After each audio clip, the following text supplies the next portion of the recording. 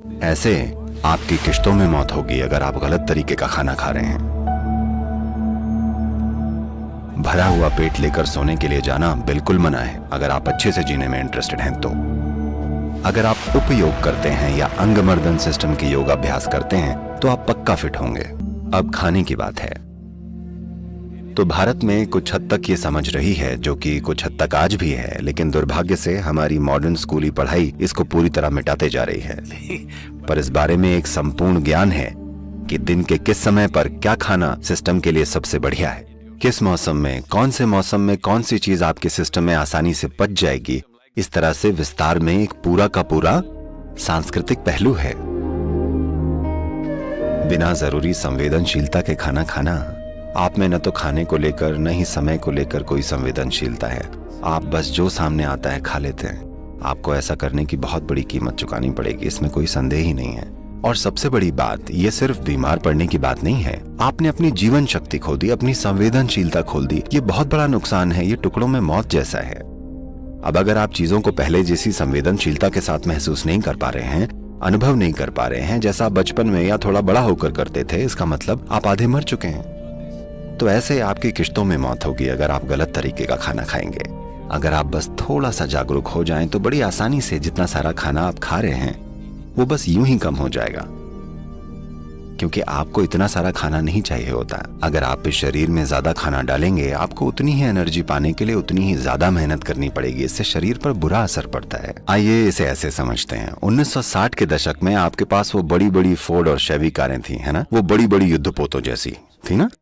वो कितना पेट्रोल पीती थी, और आज की मॉडर्न कारें कितना पेट्रोल पीती हैं। खैर, अब आप इलेक्ट्रिक कारों में जा रहे हैं, न कोई आवाज है न धुआं, कुछ भी नहीं है, ये मक्खन जैसी चलती हैं। तो मुद्दे की बात यह है कि हमारी बनाई गई मशीनों में भी हम ईंधन की खपत कम करना चाहते हैं। हमको इस शरीर पर भी ध्यान देना पड़ेगा, क्योंकि इस शरीर में थोड़ी सी ऊर्जा पाने के लिए अगर जरूरत से ज्यादा ईंधन लगे तो ये न केवल आपकी इकोनॉमी या आपकी निजी इकोनॉमी के लिए बुरा है, बल्कि इस मशीन के लिए भी बुरा है, क्योंकि थोड़ी सी ऊर्जा पाने के लिए बहुत सारे भोजन को पचाना पड़ता है। और खास तौर से मैं देख रहा हूं कि ये आदत दुनिया के इस हिस्से में बहुत प्रचलित है। लोग 7-8 बजे या 10 बजे खाना खाते हैं, पार्टियां वगैरह होती हैं और वो देर रात में खाना खाते हैं और खाकर बस सोने चले जाते हैं। भरा हुआ पेट लेकर सोने के लिए जाना बिल्कुल मना है अगर आप अच्छे से जीना चाहते हैं तो।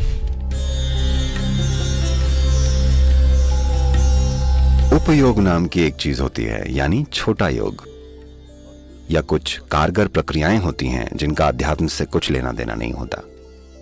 अगर आप उपयोग करते हैं या अंगमर्दन सिस्टम की योग अभ्यास करते हैं तो आप पक्का फिट होंगे। आपको किसी साधन की जरूरत नहीं पड़ेगी, आपको बस 6x6 की जमीन चाहिए और आप सुपर फिट होंगे। आप मसल्स बना सकते हैं, इसमें सब कुछ है। बस इतना है कि आप ऐसे नहीं होंगे, आप ऐसे नहीं बनेंगे। बहुत सारे लोग ऐसे बन गए हैं और उन्हें लगता है वो फिट हैं। मुझे लगता है वो जकड़ गए हैं। बात सिर्फ ताकत की या सिर्फ बड़े बड़े मसल्स की नहीं है। सिस्टम को अच्छे से चलाने के लिए आपके शरीर में लचीलापन होना भी उतना ही जरूरी है। योग में हम केवल मांसपेशियों की ताकत या शरीर के ढांचे को ही नहीं देखते, शरीर के अंगों की सेहत बहुत महत्वपूर्ण है। So the system is evolved so that there is organ health. It's very important the body is flexible and usable. तो इसे सिस्टम को विकसित किया जाता है ताकि अंग स्वस्थ हों। ये बहुत महत्वपूर्ण है कि शरीर लचीला और इस्तेमाल लायक हो। फिटनेस और खुशहाली का मतलब ये नहीं है कि आप बड़े बड़े मसल्स बनाकर ऐसे ट्रेडमिल पर चलें, नहीं। हमारे सिस्टम के 5 मूलभूत तत्वों की शुद्धता को मजबूत करना बहुत जरूरी है। क्या ऐसा करने का कोई तरीका है? हाँ, कुछ खास तरीके हैं जिनसे हम ऐसा कर सकते हैं। फिलहाल एक आसान तरीका है, मिट्टी और पानी और पौधों के साथ रहकर काम कीजिए और खुले में रहिए। इतने से ही कुछ होने लगेगा। लेकिन योग में कुछ विशेष तरीके भी हैं। असल में Most of the yoga is just that, bhuta shuddhi, to cleanse the elements. योग का ज्यादातर हिस्सा बस यही है, भूत शुद्धि, यानी मूलभूत तत्वों को शुद्ध करना। तो अपने सिस्टम में मूल तत्वों की संरचना में शुद्धता लाए बिना चाहे आप अपने आप को कितना भी मजबूत मानते हो, जीवन के मायनों में आप मजबूत नहीं हैं। शायद आपकी मसल्स मजबूत हों, पर वो आपको जीवन के कुछ विशेष पहलुओं में बचा नहीं पाएंगी।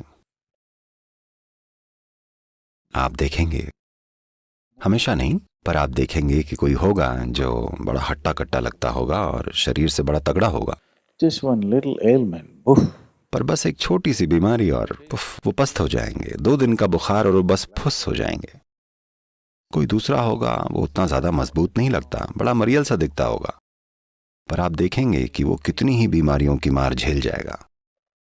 ये सिस्टम के अंदर मूल तत्वों की शुद्धता पर निर्भर करता है कि आपके तत्व कितने अच्छे से जुड़े हुए हैं, उसी के हिसाब से। और मूल तत्वों की शुद्धता ये भी तय करती है कि आप अपने शरीर का उपयोग कैसे कैसे कर सकते हैं। अगर आप में मूल तत्वों की शुद्धता नहीं है और अगर आपने अपने शरीर का इस्तेमाल कुछ सीमाओं से परे किया, सीमाओं से मेरा मतलब भौतिक सीमाओं से नहीं है, अगर आपने अपने शरीर का उपयोग दूसरी तरह से किया, शारीरिक होने के अलावा, ये बस चकनाचूर हो जाएगा। और इसीलिए योग साधना होती है जिसकी शुरुआत भूत शुद्धि से होती है। योग के सभी पहलू मूल रूप से भूत शुद्धि ही हैं, कितने ही अलग अलग तरीकों से की जाती है। क्या कुछ ऐसा विशेष है जो अभी हम योग के मार्गदर्शन के बिना कर सकते हैं? एक सरल तरीका है, बगीचे में काम कीजिए। दिन में कम से कम 1 या 2 घंटे टहलिए।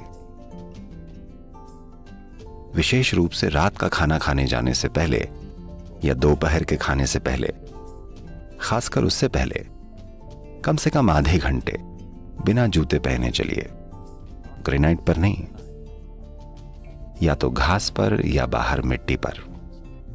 आप देखेंगे कि अगर शरीर पृथ्वी के संपर्क में होगा तो आप जो खाना खाते हैं उसे शरीर बिल्कुल अलग तरीके से पचाएगा। खाना तो वैसे भी पचेगा, पर खाना शरीर को कितना लगेगा ये इस पर तय होता है कि आप पृथ्वी के साथ कितनी लय में हैं। तो अगर आधे घंटे भी आप चलें बिना जूते या चप्पलों के और शरीर मिट्टी से जुड़ा रहे, तो आप देखेंगे कि तत्व अभी जैसे काम कर रहे हैं उससे थोड़ी ज्यादा अखंडता के साथ काम करेंगे। तो कुछ समय तक बाहर समय बिताना, सूरज के साथ होना, हवा के साथ होना, बारिश के साथ होना, धरती के साथ होना बहुत महत्वपूर्ण है, क्योंकि आप वही तो हैं। आप इन्हीं तत्वों से पैदा हुए हैं, आप इन्हीं से तो वजूद में आए हैं।